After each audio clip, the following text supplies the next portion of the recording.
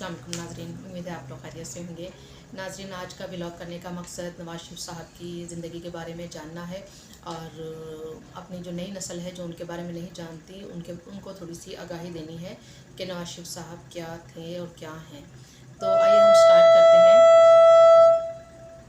नवाज़ शरीफ की शख्सियत के बारे में। नवाज़ शरीफ साहब नाज़रीन 25 दिसंबर 1949 को लाहौर में पैदा हुए, यानी कि क़याम पाकिस्तान के 2 साल के बाद लाहौर में पैदा हुए। और जो उनकी नाज़रीन जो उनके फैमिली थे, जो आबाउजदाद थे, वो सब अमृतसर के रहने वाले थे।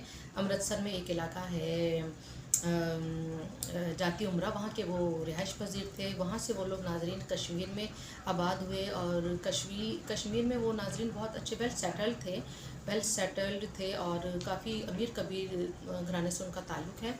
तो कश्मीर से जनाब वो पंजाब आए और पंजाब से उन्होंने लाहौर में आबाद हुए। लाहौर में जिस जगह आबाद हुए उसको भी हम जाती उम्रे के नाम से ही याद करते हैं। तो नाज़रीन, नवाज़ शरीफ साहब की पैदाइश हुई, उसके बाद उन्होंने जो बेसिक तालीम हासिल की वो उन्होंने सेंट एंथनी हाई स्कूल से तालीम हासिल की। उसके बाद उन्होंने बिज़नेस की तालीम हासिल की और उन्होंने लॉ की भी तालीम हासिल की है। जी हाँ, उनके पास लॉ की भी डिग्री है, लेकिन उन्होंने बाकायदा इसकी प्रैक्टिस नहीं की। उसके बाद नाज़रीन हम देखते हैं कि नवाज़ शरीफ साहब ने बिज़नेस में कदम रखा और उसमें भी उन्होंने अपने जौहर दिखाए, लेकिन सियासत में उनकी बाकायदा उन्होंने कब से स्टार्ट की, कैसे स्टार्ट की नाज़रीन, वो एक इंसिडेंट है।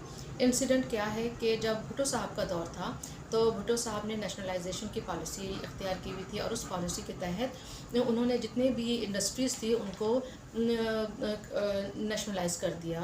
तो जितनी भी प्रॉफिटेबल इंडस्ट्रीज़ थी उनके उसमें मियाँ शरीफ की इंडस्ट्री, स्टील इंडस्ट्री भी आ गई।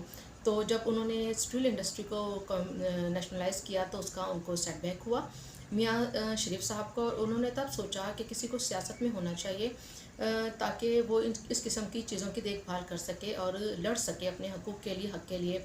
तो चुनांचा उन्होंने अपने तीनों बेटों में अब्बास शरीफ, शहबाज शरीफ, नवाज़ शरीफ में से उनको नवाज़ शरीफ साहब इस चीज़ के लिए बहुत सूटेबल लगे।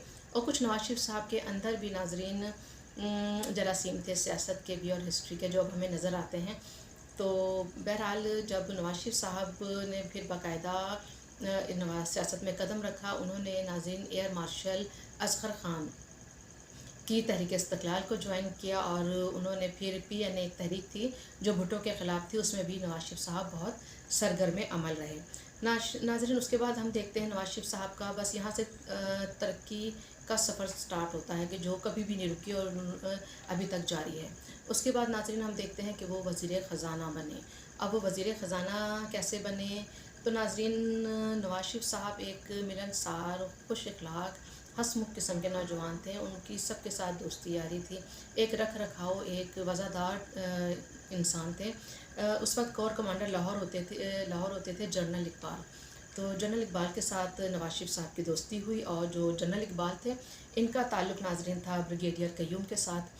तो उन दिनों जो उस वक्त जनरल जनानी थे उनको वज़ीर ख़ज़ाना की तलाश थी। वो कोई ऐसा इंसान ढूंढ रहे थे कि जिसको बिज़नेस की नो हाउ है और सिविलियन से भी हो और अच्छा वज़ादार इंसान हो। तो ब्रिगेडियर क़य्यूम ने जनरल जिलानी से नवाज़ शरीफ के बारे में बात की और इस तरह से जनरल जिलानी ने उनकी बात को एक्सेप्ट करते हुए उनको वज़ीर ख़ज़ाना बनाया और वो बग़ैर इलेक्शन लड़े वो वज़ीर ख़ज़ाना बन गए। उसके बाद नाज़रीन हम देखते हैं कि बाकायदा तौर पर वो 1985 में पंजाब असम्बली के रुकन मुंतखब होते हैं। उन दिनों नाज़रीन ज़िया-उल हक़ साहब को पंजाब के लिए एक CM की तलाश थी। जब CM की तलाश थी तो उन्होंने चारों सूबों के जो गवर्नर थे उनको बुलाया और उनसे तजवीज़ मांगी कि उनके ख़्याल में कौन सा CM के लिए सूटेबल कैंडिडेट होना चाहिए। तो जनाब जनरल जिलानी जो थे उन्होंने ज़िया-उल हक़ साहब को तजवीज़ दी कि नवाज़ शरीफ साहब के नाम पर गौर करें। तो जो नाज़रीन जो ज़िया-उल हक़ साहब थे वो मलक अल्लाह रखा उनको बनाना चाहते थे CM। तो लेकिन उन्होंने ज़िया-उल हक़ साहब ने जब सुना कि नवाज़ शरीफ साहब का नाम सामने आया तो उन्होंने कहा कि आप ऐसा करें, बाकी गवर्नर से भी मशवरा करें। तो उसी वक्त जनरल जिलानी ने जवाब दिया कि अगर आप बाकी गवर्नर से भी पूछेंगे तो उनका मशवरा भी उनकी राय भी यही होगी। तो नाज़रीन, इससे आप अंदाज़ा लगाएं कि नवाज़ शरीफ साहब उस वक्त हर दिल अज़ीज़ थे और सब में चाहे जाने वाली शख्सियत थे। कि सबको उनके नाम के ऊपर एतबार भी था, एतकाद भी था। और तो ज़िया-उल-हक चाहते हुए भी मलिक अल्लाह रखा को नहीं बना सके सीएम, और उन्होंने नवाज शरीफ साहब को सीएम पंजाब बनाया। सीएम पंजाब बनाने के बाद नाज़रीन हुआ क्या कि एमआरडी की तरफ से मज़ाहमत हुई नवाज शरीफ के सीएम पंजाब बनने की, और उसके सबसे बड़ी बात, अपने घर से बगावत स्टार्ट हो गई। तो इस घर को आग लग गई, घर के चिराग से के मस्ताक हम देखते हैं कि चौधरी परवेज़ इलाही ने तहरीक अदम एतमाद जमा करवाई, और चौधरी शुजात हुसैन और नसरुल्लाह दरेशत और परवेज़ और सॉरी मलिक नईम साहब, इन्होंने बढ़ चढ़कर इस तहरीक अदम एतमाद में हिस्सा लिया, और जुनेजो साहब भी इस मामले में बहुत फाल रहे। और इन सब का नाजरीन मतम नज़र ये था कि ये यूसुफ रज़ा गिलानी को सीएम पंजाब बनाना चाहते थे। चनाचा बहुत ज़ोर शोर से इस तहरीक अदम एतमाद ने जड़ पकड़ी, लेकिन हम देखते हैं नाजरीन के 23 अक्टूबर 1986 को ये तहरीक नाकाम हो जाती है। नाजरीन इस ज़मीन में मुझे ना एक स्टोरी याद आ रही है। सुहेल वड़ाइच साहब अपनी एक किताब में लिखते हैं कि उनको ये बात वाक़या बताया था नवाज शरीफ साहब ने, कि जब नवाज शरीफ साहब अवाइल जवानी में जा रहे थे कहीं पर, तो रास्ते में एक नहर आई। तो नवाज शरीफ साहब बताते हैं कि जब वो नहर आई तो उनका दिल किया कि हम नहर के पास अपनी गाड़ियाँ रोकें, स्टे करें, थोड़ा आराम करें और नहाएं। चूँकि गर्मी के दिन थे, चनाचा नवाज शरीफ साहब ने वहाँ पे स्टे किया और नहर में डुबकी लगा दी। तो जवान थे, तो जब डुबकी लगाई तो वो डूबने के करीब थे। ऐसी लहरें आई कि वो डूबने के करीब थे, और उनको नहीं पता चला कि वो किस तरीके से उस डूबने के प्रोसेस से वो बाहर निकले। तो ऐसा ही हम अभी तक देखते चले आए हैं कि जहाँ कहीं कोई उनके ऊपर इशू आता है तो वो इस तरह से निकलते हैं कि उनको ख़ुद को भी नहीं पता और चलता कि वो किस तरह से निकले। जनाब इसी तरीके से फिर उनकी जो तहरीक अदम एतमाद थी वो नाज़रीन नाकाम हुई। नाज़रीन उसके बाद हम देखते हैं कि नवाज शरीफ साहब की जो पहली हुकूमत बरसरे इक़्तिदार आते हैं, वज़ीर आज़म बनते हैं, तो वो 1990 से 1993 के दौरान उनकी पहली हुकूमत होती है। और इस हुकूमत में ग़ुलाम इसहाक़ ख़ान साहब सदर थे। और यहाँ पर भी नाज़रीन उस वक्त शुरू से ही मुल्क हमारा क्या कहते हैं, मईशत की बदहाली, ज़बूहाली का शिकार रहा है।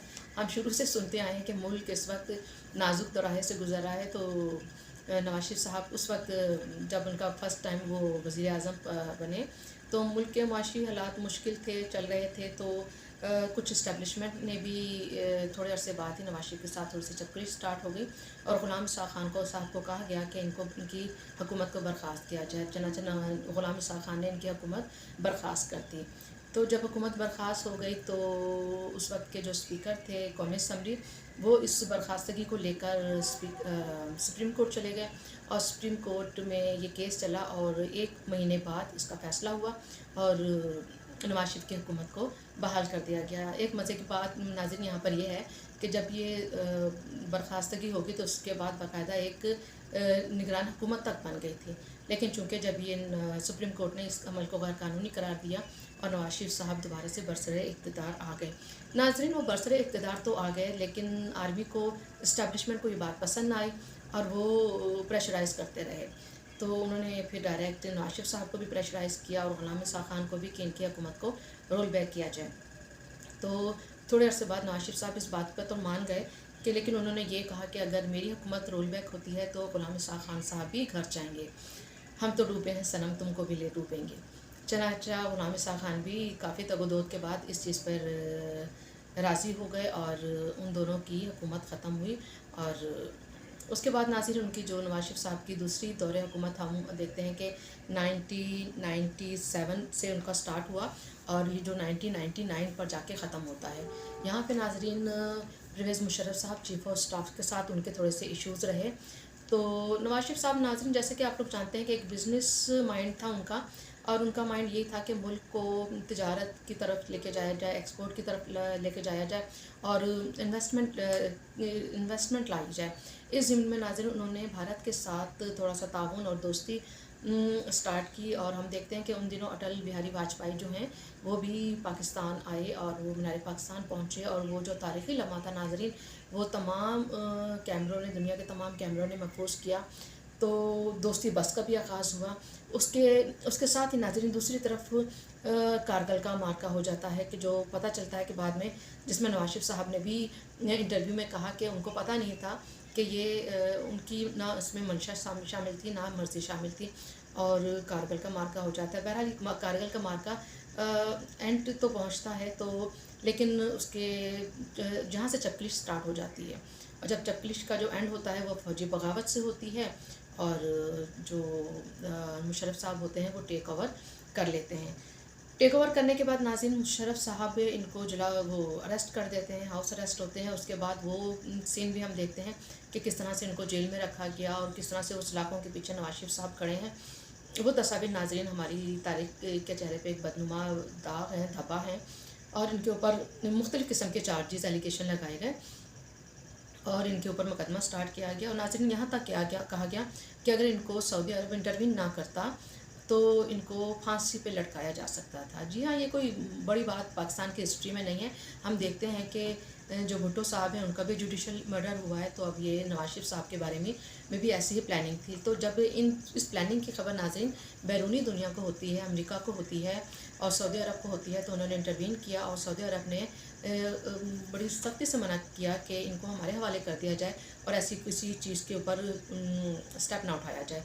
चनाचा एक एग्रीमेंट के तहत, एक फौज से एग्रीमेंट के तहत, मुआहदे के तहत 10 साल के लिए नवाज शरीफ साहब को जलावतन कर दिया जाता है, और मुशर्रफ साहब जब तक के लिए बिला शिरकत गैर इक़्तिदार संभाल लेते हैं। नाज़रीन नवाज शरीफ साहब का जो दूसरा दौर हुकूमत है वो 2013 से स्टार्ट होता है। 2013 में हम देखते हैं 2007 में नवाज शरीफ जलावतनी काट के पाकिस्तान आते हैं और 2013 में उनको भारी मैंडेट के साथ तीसरी दफ़ा वज़ीर आज़म बनाया जाता है। अब वज़ीर आज़म बनाया जाता है और जो कि 2016 तक उनकी वजारत रहती है, और फिर डॉन लीक्स जैसा इशू स्टार्ट होता है और यहाँ से फिर मिलिट्री के साथ उनकी चपकलिश का आगाज़ हो जाता है। और ये जो चपकलिश का आगाज़ होता है ये नाज़रीन इसका एंड होता है पनामा लीक्स पर। और फिर पनामा लीक्स भी नाज़रीन वो लीक्स हैं कि जिसमें उनका नाम नहीं था, लेकिन फिर भी उनको शामिल किया गया। कहा जाता है कि ये एक आर्मी की तरफ से ही, इस्टेब्लिशमेंट की तरफ से ही साजिश थी, और वो एक दफ़ा फिर नवाज शरीफ साहब को इक़्तिदार से हटाना चाह रहे थे, जिसके लिए पनामा लीक्स का एक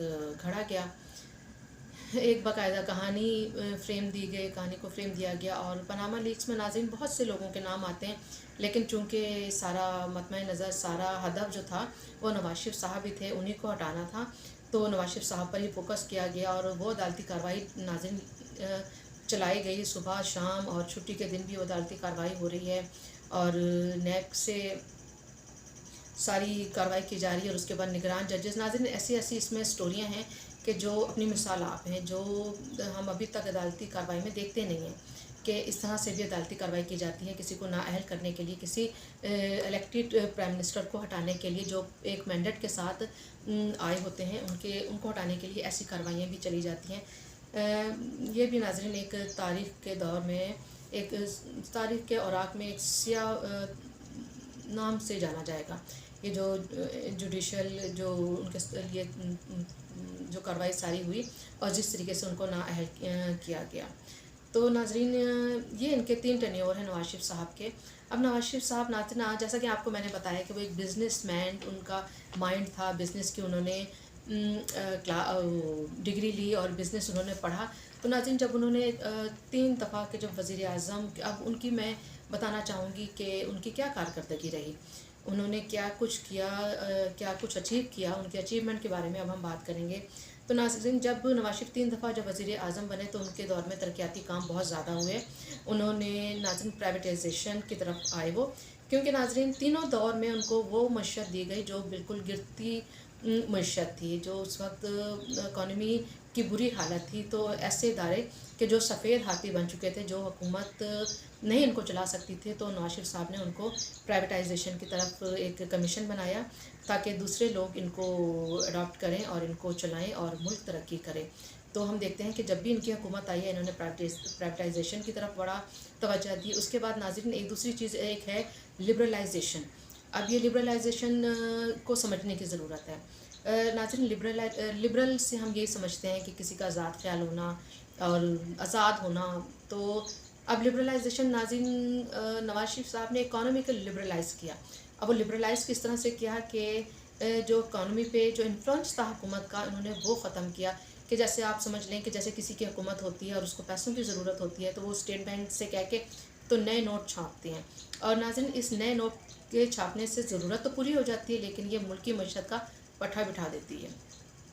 तो जब हम IMF की तरफ भी नवाज शरीफ साहब जब गए, हमेशा ही हर दौर में जाए गए, तो IMF ने भी कहा कि अपनी इकोनॉमी को आज़ाद करें, इस पे से कंट्रोल ख़त्म करें, इसको लिबरल करें। तो चनाचा नवाज शरीफ साहब ने इस पे स्टेप लिया। और आज आप देखते हैं कि जो इस्लामाबाद में स्टॉक एक्सचेंज के जो मार्केट है उसके सामने एक वहाँ पे बुल है। तो जो ये बुल का निशान है नाज़रीन, ये इसी चीज़ का एक सिंबल है। तो तीसरी चीज़ नाज़रीन जो थी कि इंफ्रास्ट्रक्चर पे बहुत ज़ोर दिया नवाज शरीफ साहब के दौर में। इंफ्रास्ट्रक्चर को ठीक किया गया। अब इस ज़िम्रे में हम देखते हैं कि मुल्क में रोड के हवाले से सड़क, पुल, मोटरवेज़ और इस पर बड़ा ज़ोर दिया गया। बेरोज़गारी को ख़त्म करने की कोशिश की गई। ज़ाहिर बात है नाज़रीन, जब ये इंफ्रास्ट्रक्चर स्टार्ट होता है, इस किस्म के तरक्याती तामीरी काम में होते हैं, तो लोगों को रोज़गार मिलता है। और ये वो नाज़रीन इन्वेस्टमेंट होती है कि जिसका जो फ़ायदा होता है वो देर पा होता है। ये ऐसी सरमायाकारी होती है कि देखें अब उनकी हुकूमत कब थी, कब उन्होंने ये सारी चीज़ें बनाई और उसका फल हमारी आज तक की आवाम खा रही है। इसके अलावा नाज़रीन, उनका अचीवमेंट में NFC अवार्ड भी हैं। अब जी जो NFC अवार्ड है, नेशनल फाइनेंस कमीशन, इसमें नाज़रीन झगड़ा रहता था और सुबह को खुद मुख्तारी दी गई। अब खुद मुख्तारी किस तरह से दी गई कि उन्होंने कहा कि जो हम लोग टैक्स कलेक्ट करते हैं, अब इसको हमें छूट दी जाए, हम इस टैक्स रेवेन्यू से हम खुद अपने सूबों के लिए काम कर सकें। चनाचा NFC अवार्ड भी नवाज शरीफ ही का दुर्रा इम्तियाज़ है। उसके बाद नाज़रीन, इरसा कमीशन हमारे सामने आता है। इरसा इंडस रिवर की बात हो रही है। अब इंडस रिवर के हवाले से भी चारों सूबों में झगड़ा रहता था। दरिया सिंध के पानी के हवाले से दरिया सिंध वाले कहते थे कि पंजाब वाले पानी ज़्यादा इस्तेमाल कर रहे हैं, और सरहद कहता था कि कैपी के कहते थे कि बलूचिस्तान वाले पानी ज़्यादा इस्तेमाल कर रहे हैं। उसके बाद नाज़रीन, इस पर एक कमीशन बनाया नवाज शरीफ साहब ने, और उसके बाद मुतय्यन कर दिया गया कि जिसकी जितनी ज़रूरत है उसको उतना पानी मिलेगा। और उसके बाद यानी कि जिसको बिलफर्ज जिसको जग की एक जग की ज़रूरत है तो उसको एक जग के बराबर, और जिसको गिलास के पानी की ज़रूरत है, ये मैं आपको मिसाल दे रही हूँ। इस तरह से चारों सूबों के को मुतमईन कर दिया गया, सेटिस्फाइड कर दिया गया, और उसके बाद ये झगड़ा भी ख़त्म कर दिया गया। और नाज़रीन, जब नवाज शरीफ साहब की हुकूमत आई तो हमने देखा कि उस वक्त जो एक्सपोर्ट हुई वो बहुत इंक्रीज़ हुई, 12% तक चली गई। नाज़रीन, जब ये होता है कि जब कैपिटलिज़म का आता है, ये एक बात जानने वाली है कि जब भी कैपिटलिज़म की हुकूमत आती है तो वहाँ पर बाहर से माहिरीन आते हैं, एक्सपोर्टर आते हैं, इन्वेस्टर आते हैं, और वो इन्वेस्ट करते हैं, और इस तरीके नाज़रीन एक्सपोर्ट बढ़ती है। और नवाज शरीफ साहब चूँकि उनका माइंड ही कैपिटलिज़म की तरफ था, तो उन्होंने इस चीज़ को अंदाज़ा लगा लिया कि अगर हम इन्वेस्ट करेंगे और इन्वेस्टर को बुलाएंगे तो मुल्क जो है दिन दुगनी तरक्की करेगा। नाज़रीन, उसके बाद उन्होंने लेबर पॉलिसी नवाज शरीफ साहब ने दी। इसमें यह था कि 1 से लेकर 15 ग्रेड तक के जितने भी एम्प्लॉयज़ थे गवर्नमेंट के, उन सबको लोन दिया गया कि वो अपनी गुजर बसर अच्छे तरीके से कर सकें। इसके अलावा नाज़रीन, येलो केप स्टार्ट की गई। उस ज़िम्रे में आसान शराइत पे कर्ज़ दे दिए गए ताकि उन कर्ज़ों को जो बेरोज़गार लोग थे उनके लिए बेसिकली ये स्कीम स्टार्ट थी कि वो लोग उन कर्ज़ों को लेकर तो कोई सुजुकी, कोई रिक्शा या टैक्सी, येलो टैक्सी ख़रीद कर अपना रोज़गार बढ़ाएं। और इसी तरीके से नाज़रीन, उस वक्त लॉन्च स्कीम का भी आगाज़ हुआ जिसमें 50,000, 1 लाख और 1.5 लाख तक के लोगों को कम शरह सूद पर लोन दिया गया ताकि वो इसको लेकर अपना कोई गुजर बसर करें, अपना कोई कारोबार स्टार्ट करें, कोई छोटी सी इंडस्ट्री या जो कुछ भी उस वक्त लोग, यानी कि इस किस्म की छोटी मोटी नाज़रीन नवाज शरीफ साहब ने भी छोटे से छोटे तबके के, निचले तबके के लिए भी स्कीमें स्टार्ट की कि वो अपनी ज़िंदगी को बेहतर बनाएं, और उनकी ज़िंदगी बेहतर होगी तो पाकिस्तान की भी स्टैंडर्ड ऑफ लिविंग अच्छा होगा और मईशत अच्छी होगी और इनकम बढ़ेगी। इसके अलावा नाज़रीन, शरिया के ऊपर मुल्क को चलाया जाए। चनाचे शरिया बिल पास हुआ जिसके बारे में कहा गया कि जितने भी जो इस्लाम के जो मुल्क के अंदर जितने भी कवानीन हैं और जितने भी रूल्स हैं, जितने भी लॉज हैं, उन सबको इस्लामी शरीयत के ताबे किया जाएगा। और नाजरीन आपके सामने है कि मोटरवेज़ स्टार्ट हुई, इस्लामाबाद से लाहौर तक के मोटरवे स्टार्ट हुई। एजुकेशन पे भी बहुत काम किया। जब उनका दौरा इक़्तिदार आया तो एक लैपटॉप की स्कीम स्टार्ट हुई। अगरचे ये स्कीम तो उनके भाई शहबाज शरीफ ने स्टार्ट की थी, लेकिन ये उन्हीं के दौरे इक़्तिदार में इस चीज़ को हमने देखा। तो नाज़रीन ये थोड़ा सा रिव्यू था उनकी ज़िंदगी के बारे में। जो नहीं जानते, मैंने कहा आज तो थोड़ी सी उनके बारे में भी बताया जाए, ताकि हमारी नई नस्ल, नौजवान नस्ल, जिसको बहुत नेगेटिव चीज़ें दिखाई गई हैं, नेगेटिव बातें बताई गई हैं, बहुत प्रोपेगेंडा, गलत किस्म का नवाज शरीफ साहब के बारे में प्रोपेगेंडा किया गया है, उनको बताया जाए कि नवाज शरीफ साहब क्या हस्ती हैं। और अभी भी आप उनका वज़ादारी देखें, और कि वो अपने दुश्मनों को भी बुलाते हैं। तो कभी भी उन्होंने जिस तरह से दूसरे लोग तज़ीक आमेज़ रवैये से बुलाते हैं, मैं नाम नहीं लेना चाहूँगी, आप खुद जान गए होंगे, लेकिन उन्होंने कभी भी अपने दुश्मनों के लिए भी, अपने सियासी अपोनेंट के लिए भी बदतमीज़ी का लफ्ज़ इस्तेमाल नहीं किया। कभी भी ओए तोए करके या सिर्फ नाम से नहीं बुलाया, हमेशा साहब का लफ्ज़ इस्तेमाल करते थे। ये नाज़रीन एक आला नस्ल, आला ख़ानदान और वज़ादारी और की अलामत होती है। चलिए नाज़रीन, उम्मीद है आपको मेरा ये व्लॉग पसंद आया होगा, मेरी एक काविश अच्छी लगी होगी। अगर आपको अच्छी लगी हो तो मेरे इस व्लॉग को लाइक, शेयर एंड सब्सक्राइब ज़रूर कीजिएगा। इसके साथ ही मुझे इजाज़त दीजिए। अपना बहुत ख्याल रखिएगा। अल्लाह हाफ़िज़।